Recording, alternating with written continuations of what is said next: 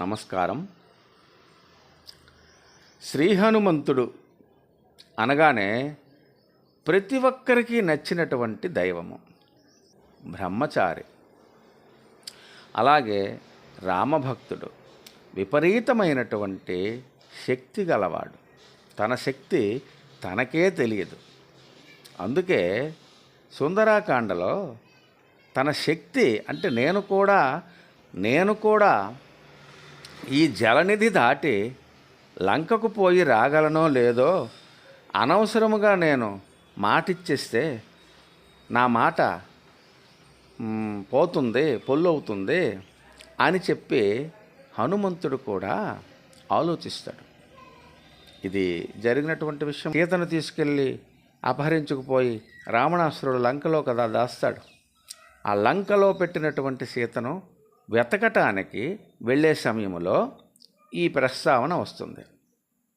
అప్పుడు తన శక్తి, ఎంతటి శక్తివంతుడు నీవు, మామూలు శక్తి కాదు నీకు అని జాంబవతాదులు, చాలామంది వానరులు, గురువులు వీళ్ళందరూ నీ శక్తి ఇటువంటిది అని మెచ్చుకుంటే తప్ప అతను బయలుదేరి వెళ్ళలేదు.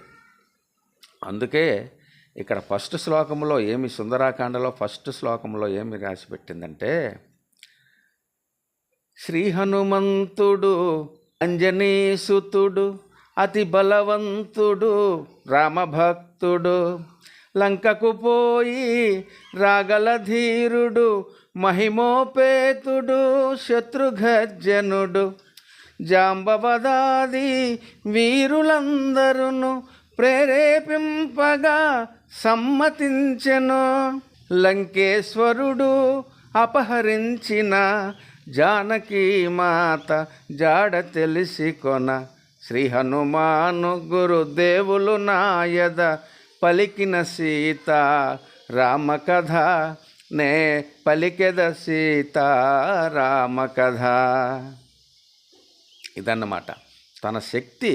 ఈ జాంబవతాది మిగతా వీరులు, ఈ గురువులు వీళ్ళందరూ కూడా చెప్పి, నీవైతే వెళ్ళగలవు, నీ శక్తి నీకు ఇలా ఉంది, లంకకు పోయి రాగల ధీరుడు నీవేను అని ప్రోత్సాహము కల్పించితే అపారమైనటువంటి శక్తి సంపన్నుడై అక్కడి నుంచి తన తండ్రి అయిన వాయుదేవునకు, సూర్యచంద్ర బ్రహ్మాది దేవులకు, వానరేంద్రుడు మహేంద్రగిరిపై వందనములిడే పూర్వాభిముఖుడై రామనామమున పరవశుడయ్యే రోమరోమమున పులకితుడయ్యే కాయము పెంచే కుప్పించి ఎగసే దక్షిణ దిశగా లంక చేరగా.